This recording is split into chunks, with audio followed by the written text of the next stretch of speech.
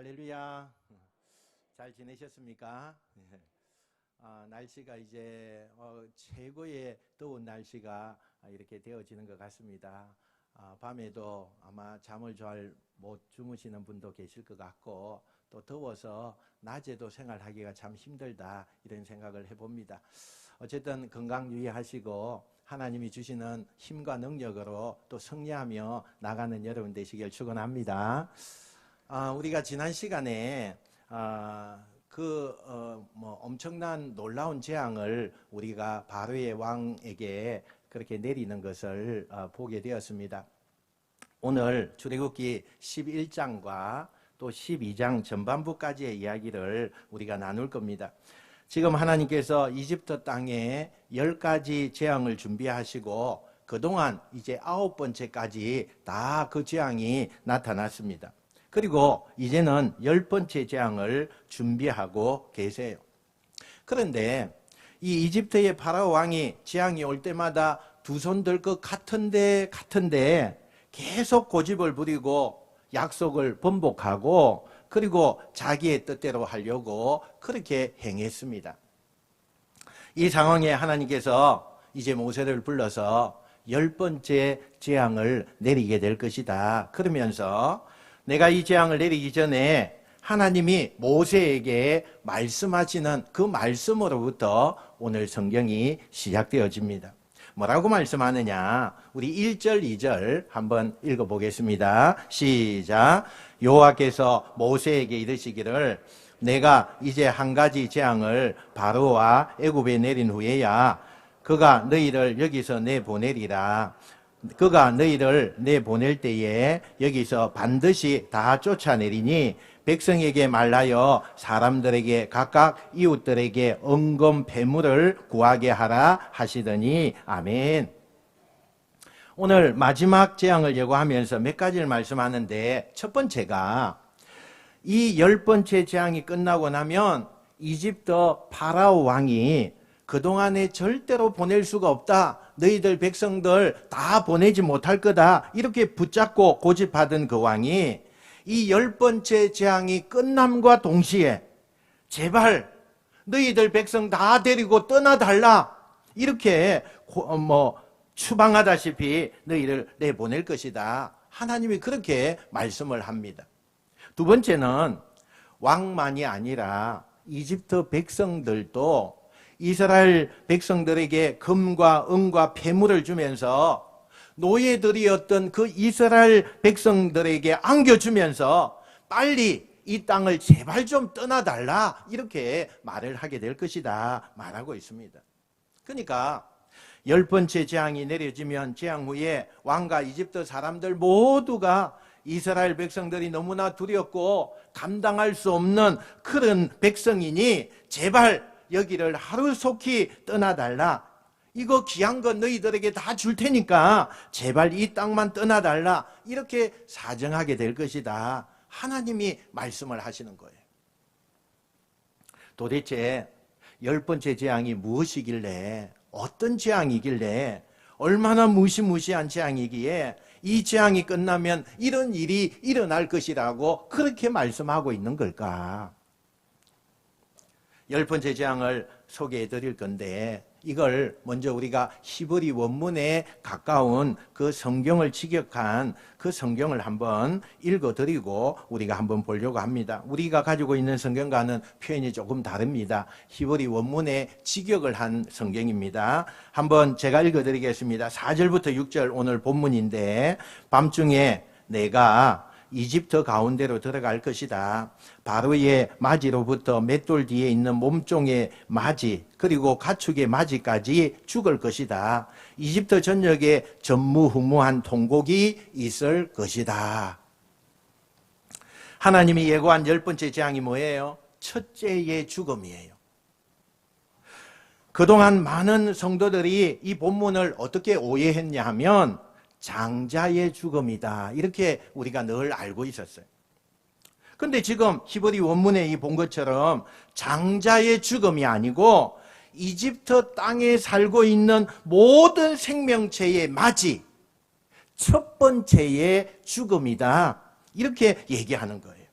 그러니까 맏아들이 죽는 것은 당연한 거고, 아들이 없는 집에는 장녀가 죽고, 어린이만 죽는 게 아니고 어른들 가운데도 첫째 맞이는 다 죽고, 이집트 땅에 살고 있는 가축들 중에 첫 번째 태어난 모든 생명은 다 죽는다, 이 말을 지금 하고 있는 거예요. 여러분, 이게 어떤 의미를 가지고 있느냐 하면, 제가 창세기 강해를 할 때 언급한 적이 있습니다. 고대 사회에서는 첫째가 굉장한 특권이 있어요. 많은 특권을 가지고 이 첫째가 태어납니다. 어떤 뜻이냐 하면 그 가문의 대표라는 거죠. 여러분, 우리가 국가대표 선수, 운동선수들이 뭐 올림픽이나 또 뭐 월드컵이나 이런 데 나가서 우리나라 선수들이 져요. 그러면 개인이 진 게 아니에요. 국가가 진 거예요.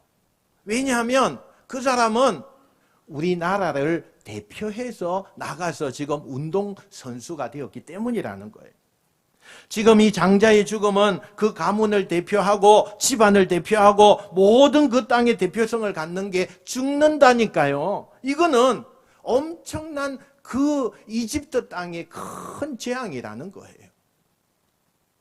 모세가 지금 예고하고 있는 이 무시무시한 10번째 재앙은 9번째 재앙과 다르게 두 가지의 특징이 있습니다. 첫째는 하나님께서 직접 개입하신다는 거예요. 이게 처음이자 마지막입니다. 하나님께서 10가지 재앙을 다 이렇게 내리실 때에 하나님이 첫 번째, 두 번째 계속 나가면서 직접 개입한 적이 없어요. 하나님은 처음이자 마지막으로 개입을 하는데, 그 전에는 다 간접적으로 모세를 통해서 또 자연을 통해서 재앙을 내리셨는데, 하나님이 직접 재앙을 내린 게 처음이자 마지막 이 10번째 재앙을 우리가 오늘 살펴본다는 거예요. 그동안 하나님은 자연현상을 통해서 나일강이 피로 변하고 개구리 떼로부터 우박 뭐 이런 모든 것이 자연현상을 통해서 하나님께서 그 모든 것에 내리셨지만, 이 10번째 재앙은 하나님이 직접 개입하셔서 초자연적인 개인의 사건으로 만드시는 것을 보게 돼요. 여기서 우리는 신앙의 원리 가운데 때때로 사람들이 이런 얘기를 합니다. 하나님이 당신의 능력을 초자연적으로 이 땅에 보여주셨으면 얼마나 좋겠냐. 나에게 하나님께서 초자연적으로 나타나시고 개입하셨으면 좋겠다, 이렇게 요구하시는 분들이 있습니다. 근데 잘 생각해 보세요. 하나님께서 지금 10가지의 그 재앙 가운데에 이렇게 초자연적이고 하나님이 직접 개입하시는 것은 딱 한 가지, 10번째 재앙뿐이에요. 그 외에는 다 자연적으로 이 세상에 있는 만물을 통해서, 사람을 통해서 그렇게 재앙을 내리셨다는 거예요. 그러니까 우리가 신앙생활 하면서 하나님의 형상을 아주 초자연적으로 기적적으로 우리에게 보여주는 것이 하나님의 사건이 아니라, 우리가 살아가는 일상을 통해서, 이 평범한 자연을 통해서 하나님께서는 당신의 뜻을 알려주신다는 사실이에요. 그러니까 그리스도인들이 하나님의 초자연적인 무슨 엄청난 사건이 있어야만 하나님이 살아계신다, 이렇게 생각하면 안 된다는 거예요. 우리의 일상을 통해서 우리의 삶을 살아가는 그 삶의 여정 가운데 하나님이 언제나 우리에게 말씀하고 계신다는 것을 알고, 그것을 잘 듣고 배워서 하나님의 뜻을 충분히 알 수 있다는 것을 꼭 기억하는 여러분 되시길 축원합니다. 그래서 저는 이 시간 여러분에게 이렇게 축복합니다. 여러분의 닫혀있는 영혼의 눈이 열려서 이 평범한 자연을 통해서 역사하시는 하나님을 언제나 만나시길 축원합니다. 아멘을 좀 크게 합시다. 어두워진 영혼의 귀가 열려져서 우리의 일생을 통해서 들려주시는 하나님의 음성을 듣게 되는 여러분 되시길 축원합니다. 두 번째 이 재앙의 특징은 이 땅에 누구에게도 예외가 될 수 없다는 사실이에요. 인간이 어떤 조건을 가지고 있다 할지라도, 아니 왕일지라도, 아무리 지혜가 많고 지식이 있고 능력이 있을지라도, 아니 아무 능력이 없는 비천한 거지일지라도 하나님의 이 재앙이 이 땅에 살고 있는 모든 인간에게 누구도 예외가 없다는 사실이에요. 다만 하나님 스스로 이 재앙을 피할 수 있는 유일한 조건 하나가 있어요. 그 조건이 뭐냐? 7절, 우리 상반절 한번 읽어봅시다. 7절입니다. 자, 시작. 그러나 이스라엘 자손에게는 사람에게나 짐승에게나 개 한 마리도 그 혀를 움직이지 아니하리니. 아멘. 여러분, 무슨 조건입니까? 하나님이 유일하게 인정하는 그 백성이 될 때만 재앙을 피할 수 있다, 이렇게 말하고 있습니다. 오늘 이 시대를 살아가는 사람들이 제일 많이 바라는 게 뭘까요? 돈과 명예를 얻는 거예요. 왜 돈과 명예를 그렇게 얻기를 원할까요? 이 돈과 명예를 얻으면요, 사람들이 자랑을 하게 돼 있어요.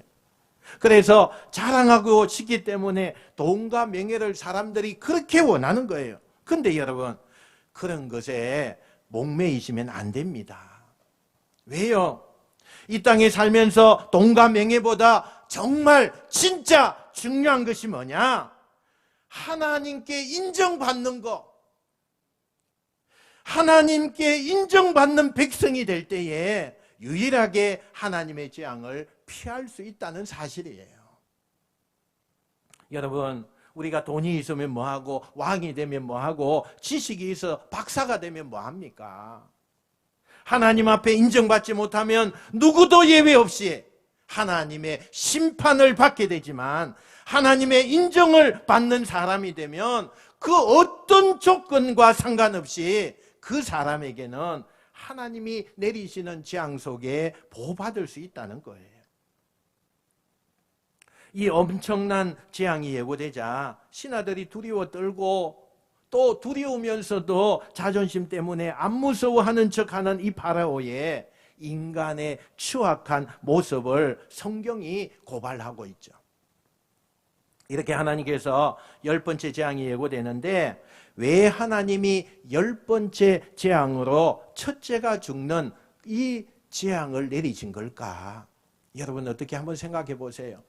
왜 하나님이 첫 번째가 죽는 재앙을 10번째로 그렇게 내리시는 걸까?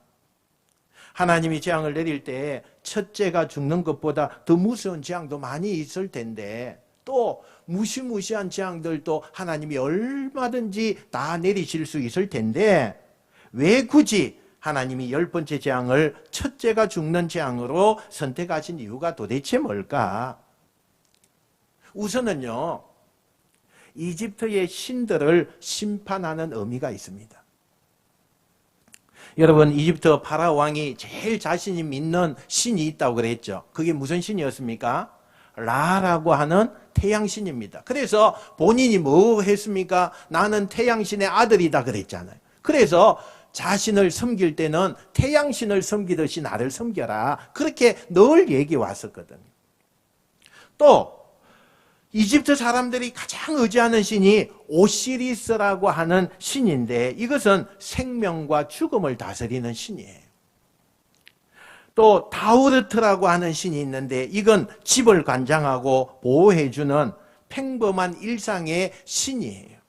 이런 그 신들을 믿었어요. 그러니까 이집트 사람들이 자기들의 그 믿는 신이 얼마나 무력하고, 지금 이 재앙이 내려지는데도 그 신들은 아무것도 하지 못하는 그 무력함을 하나님께서는 직접 보여주시겠다, 그런 의도가 담겨져 있다는 거예요.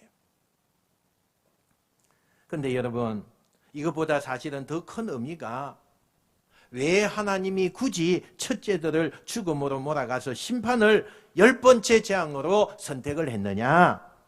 이 신들의 심판하는 것보다 더 중요한 의미가 여기에 숨겨져 있어요.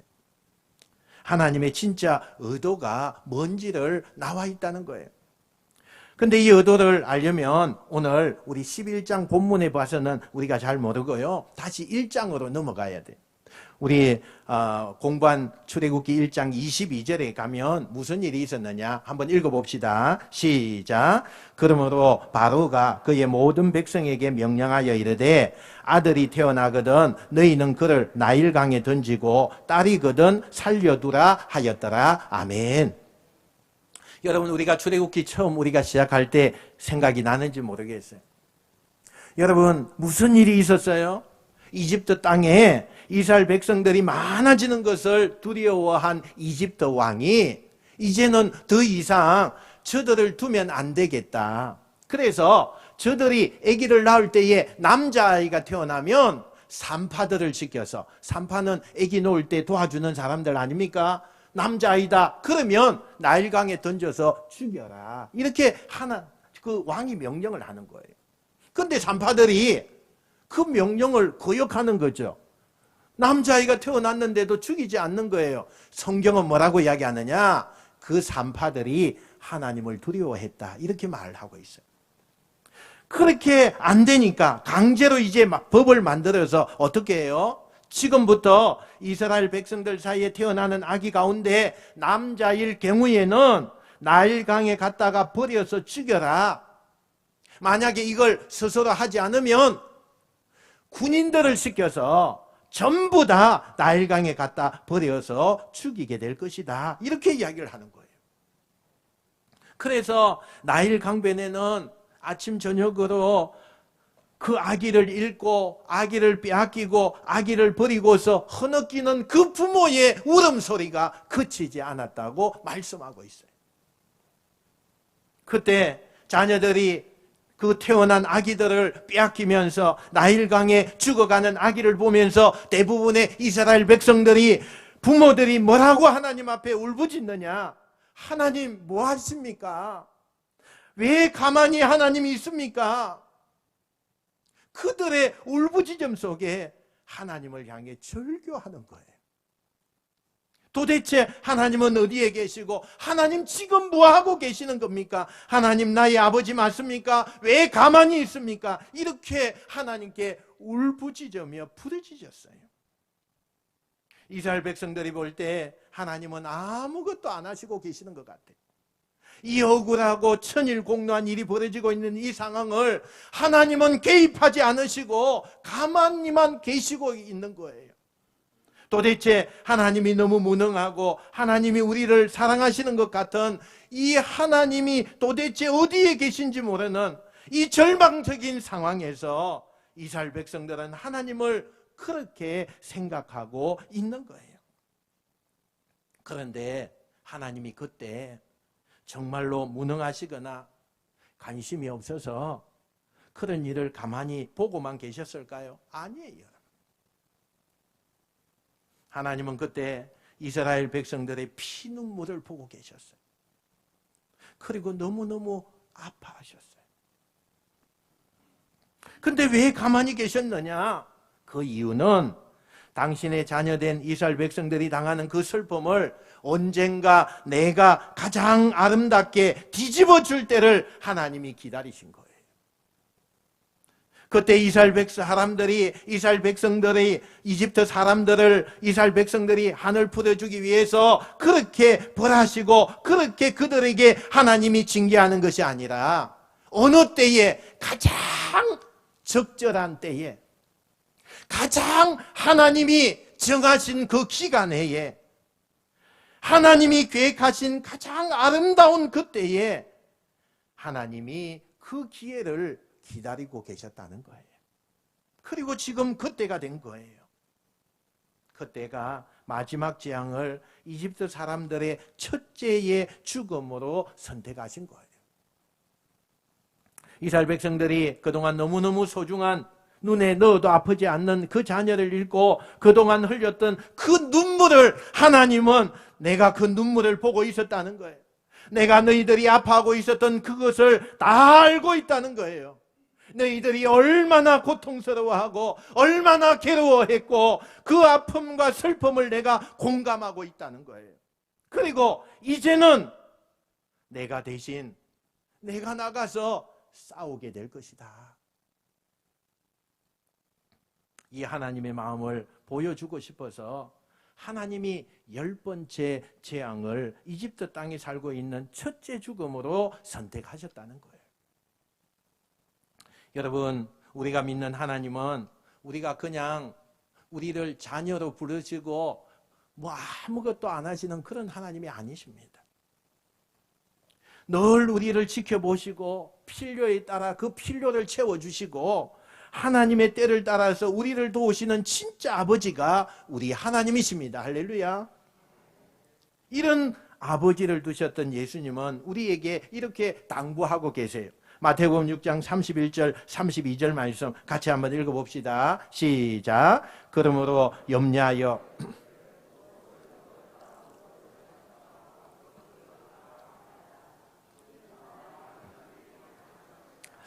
너희 하늘 아버지께서 이 모든 것이 너희에게 있어야 할 줄을 아시느니라. 아멘.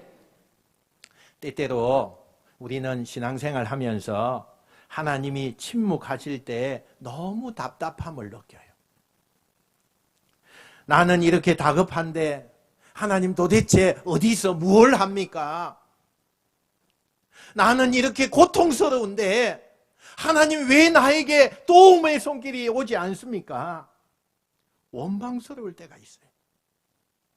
우리가 이렇게 너무너무 힘든데 하나님 왜 이렇게 침묵하고 계시는 겁니까? 도대체 우리가 당하는 이 어려움과 아픔을 하나님께서는 공감하고 알고 계신 건가?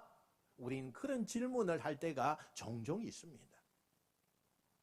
그런데 하나님은 다 알고 계세요. 다만 하나님이 생각할 때 하나님의 계획 속에 가장 좋은 때를 기다리는 거예요. 우리의 인생이 뒤집어져서 그 어려움을 축복으로 그 고난을 은총으로 바뀌어줄 때를 하나님이 하나님의 계획 속에 가지고 계신다는 사실이에요. 오늘 예배드리는 성도들 가운데 나는 이렇게 힘들고 나는 이렇게 지금 고통스러운데 하나님은 뭘 하시느냐고 의심하고 계신 분이 계십니까? 이렇게 경제적으로 불안하고 재앙으로 인해서 하나님 원망스러운 분이 계십니까? 그렇다면 오늘 이 본문을 통해서 여러분 분명히 하나님의 음성을 듣기를 축원합니다. 하나님께서는 당신의 마음과 형편을 다 아십니다. 하나님은 다 우리를 지켜보고 계십니다. 그리고 우리에게 버틸 수 있는 힘을 주십니다. 나의 원하는 때, 내가 원하는 지금이 아니라 하나님의 타이밍입니다. 하나님이 원하시고 하나님이 계획하시는 것 때 가장 완벽하게 가장 좋은 길을 주시기 위해서 하나님은 오늘도 우리를 버티게 하시는 거예요. 이제 우리 모두 영혼의 눈이 열려서 나의 아버지가 되셔서 가장 좋은 때, 그리고 그때 나에게 침묵하게 하셨고 그때 내 울부짖음에 하나님이 움직이지 않으셨구나. 아버지의 그 본심을 내가 보고 느낄 수 있는 저와 여러분 되시기를 주님의 이름으로 축원드립니다. 이제 모세가 이집트 왕에게 이런 10번째 재앙을 예고받고 왕궁을 나갈 때에 하나님께서 다시 모세를 불러요. 그리고 모세에게 지금부터 내가 하는 얘기를 잘 듣고 이 10번째 재앙을 너희들이 잘 준비해라, 잘 대비해라, 그러면서 굉장히 구체적인 지침을 내리기 시작해요. 이게 6월절의 규칙이에요. 이 10번째 재앙이 내리면 이스라엘 백성들이 뭘 해야 되느냐? 하나님께서 구체적으로 규칙을 말씀한 그것을 다 지키라는 거예요. 그럼 여기서 우리는 하나님이 그냥 이 고센 땅이라고 하는 이 땅은 이집트의 사람들이 살고 있는 것과는 구별되어서 떨어져서 사는 곳이기 때문에 그곳만 하나님이 그냥 보호해 주시면 되는데 뭐 이런 걸 지켜라 저런 걸 지켜라 그렇게 하십니까? 이렇게 우리가 이야기해 볼 수 있어요. 왜 하나님께서 말씀을 주시고 그 말씀을 믿고 그 말씀을 실천하도록 만드시는 걸까? 여러분, 부모가 자식을 키우면 다 알게 돼요. 아무리 세대 차이가 나고 우리가 젊은 감각이 없어도 부모는 자식이 부모의 말을 잘 듣고 그 부모를 신뢰하고 부모의 말에 순종해주는 그 자식은 부모가 볼 때 흐뭇해하는 거예요.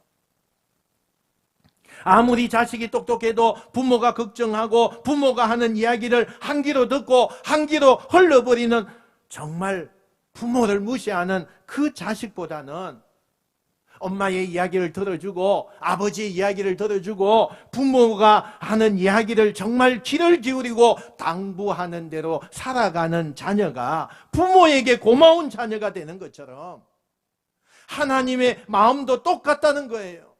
하나님은 우리가 하나님의 말씀을 잘 듣고 그 말씀을 신뢰하고 믿고 그 말씀대로 살아가는 그런 모습을 볼 때 순종하는 자녀를 보시고 하나님은 허무해 하신다는 사실이에요. 그럼 하나님께서 이스라엘 백성들에게 무슨 지침을 주느냐? 첫 번째, 1년 된 수건장을 준비해라. 혹시 너희들이 양을 준비하지 못한다면 1년 된 염소를 준비해라. 1년 된 걸 준비하래. 그리고 잘 구별해서 4일 동안 보관했다가 그리고 4일 지난 다음에 그 어린 양을 잡아서 이스라엘 백성들의 집의 문턱에다가 그 피를 바르고 나머지 고기는 불에 구워서 먹어라 그랬어요. 여러분 복잡하잖아요. 하나님께서 이집트 땅의 죽음의 재앙, 첫째 재앙을 피하기 위해서 이스라엘 백성들에게 지금 피할 길을 주시는데 1년 된 어린 양을 잡아서 집집마다 그 피를 문설주에다가 문틈에다가 그래 피를 발라라. 이걸 뭘 말하는 거예요? 우리는 하나님을 믿는 집입니다 라는 걸 표시하는 거예요. 피를 발라서 표시하는 거예요. 여러분, 우리가 구원받았다는 표가 뭡니까? 예수님의 십자가의 죽음의 피를 믿는 게 우리의 구원이에요. 이 말은 또 다른 말로 말하면 우리가 세상에 살면서 예수 믿는 것을 부끄러워하면 안 돼요. 교회에서나 좋은 장로님, 좋은 집사님, 좋은 권사님 되는 것으로 내가 신앙생활 잘하고 있다. 아니에요. 하나님은 우리가 어느 곳에 있든지 내가 하나님의 백성입니다. 나는 교회 다니는 사람입니다. 나는 예수 믿는 사람입니다. 나는 그리스도인입니다. 이것을 드러내라는 거예요. 내가 예수 믿고 교회 다니고 신앙생활 하는 것을 부끄러워하지 말고 내가 표시를 드러낼 때 그게 진정한 하나님의 자녀라는 거예요.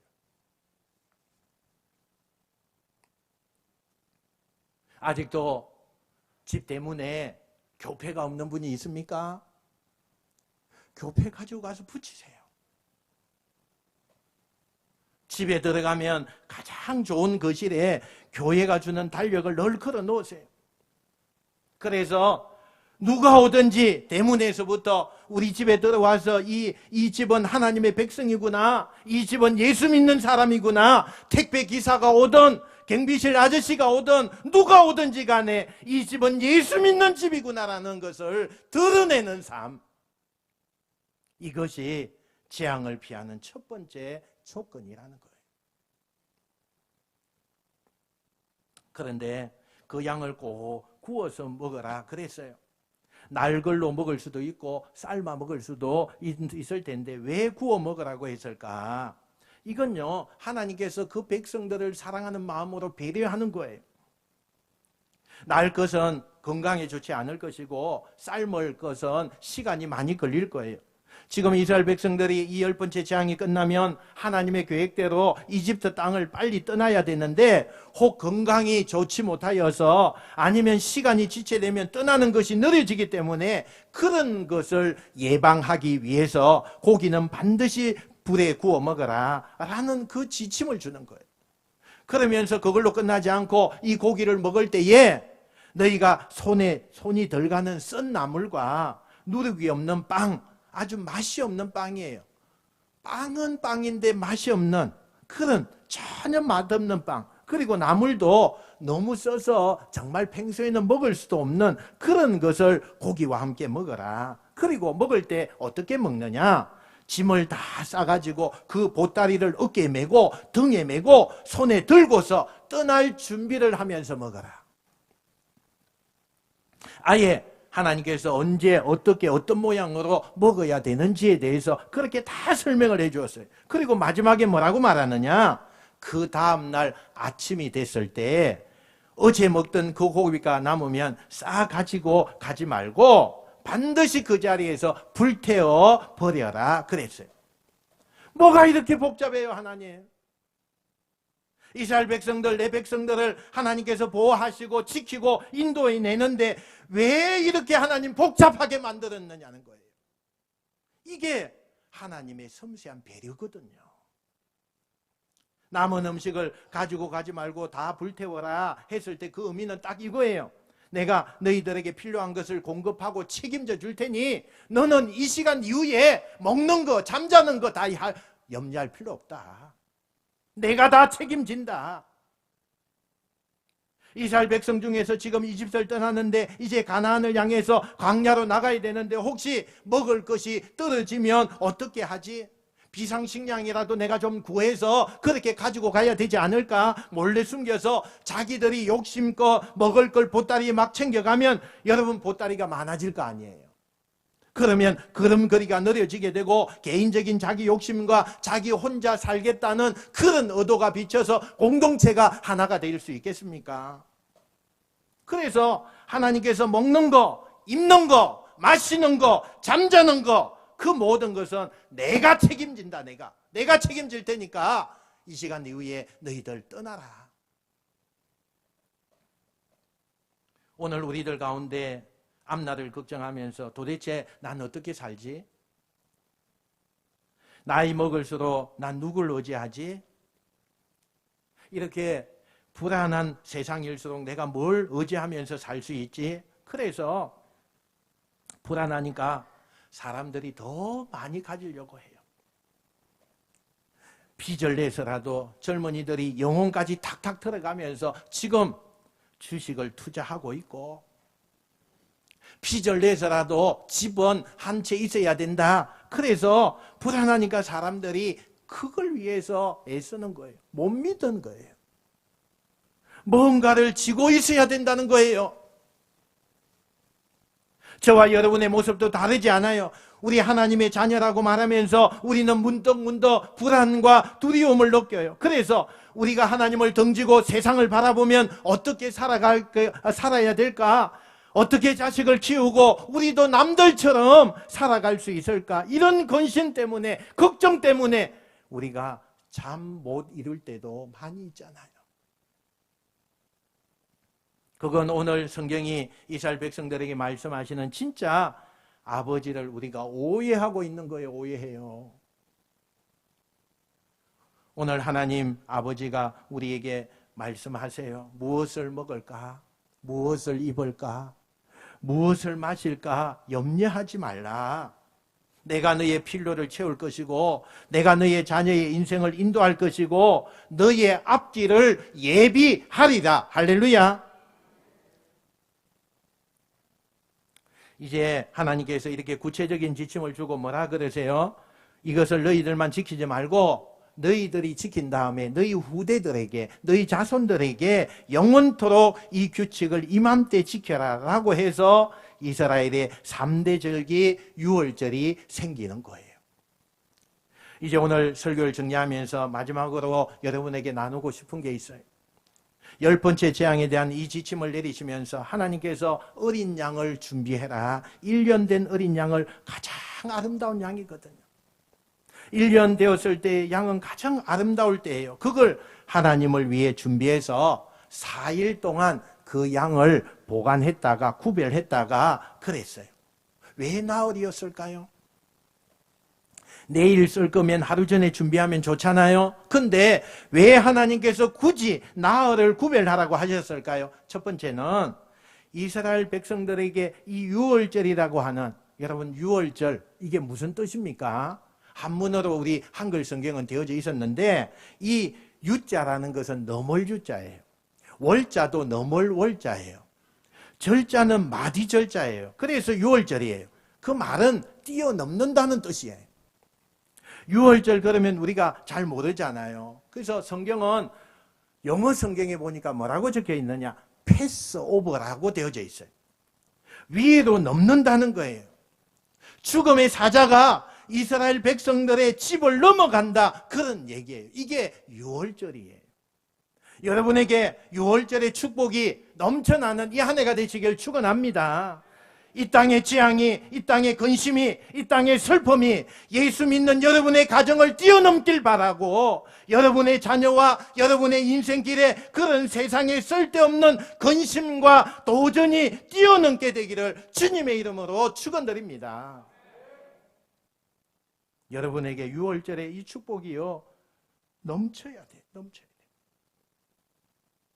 그래서 우리 그리스도인들에게는 이 유월절의 축복이 매일마다 삶에 나타나야 돼. 왜 양을, 유월절의 중요한 양을 나흘 동안이나 구별하라고 하는 건가? 이건 여러분 준비하는 기간이에요. 준비하는 시간이에요. 지금은 성도들이 그렇게 안 하지만요, 제가 어릴 때만 해도 예수를 믿는 사람들, 또 교회에 다니는 사람들은, 정말 믿음 좋은 성도들은요, 주일을 어떻게 기다리느냐?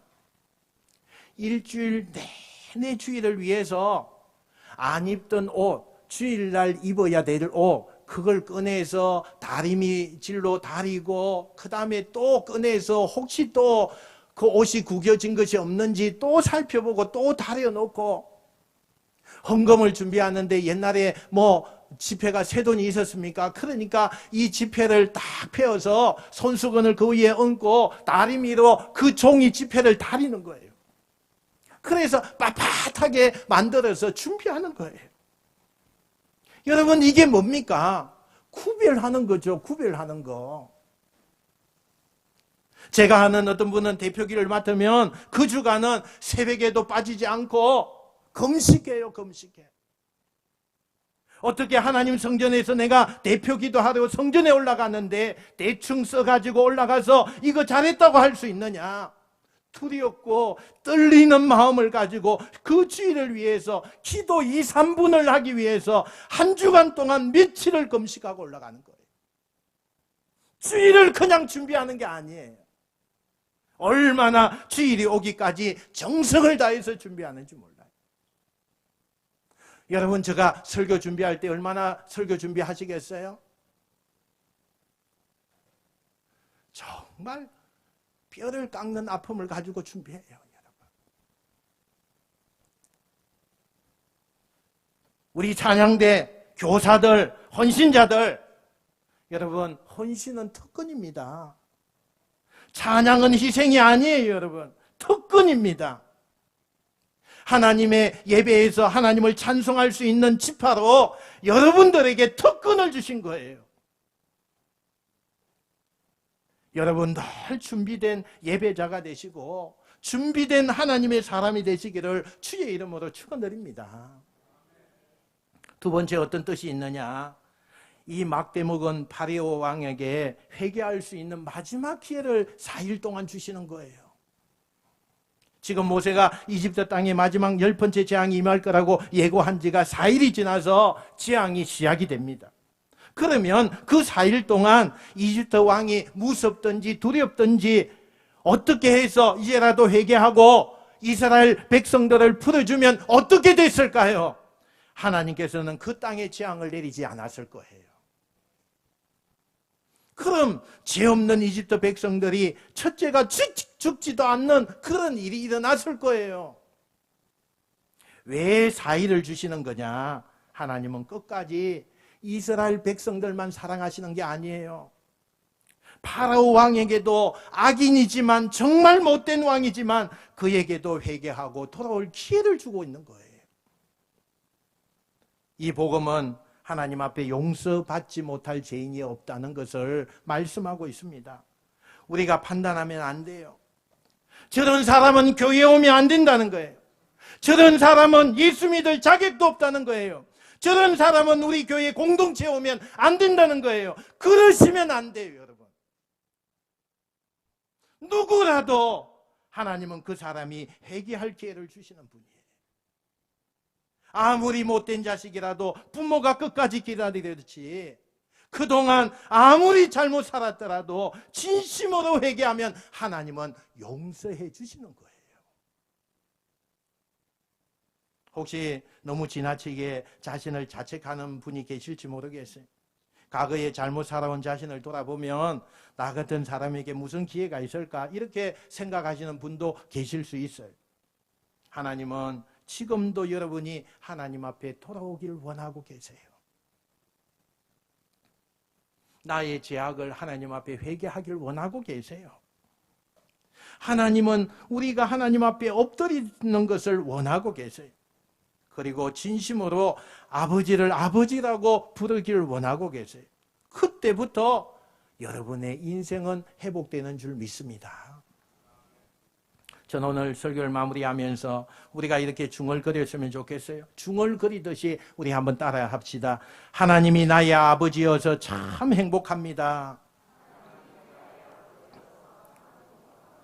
내가 하나님을 아버지라고 부를 수 있어서 참 다행입니다.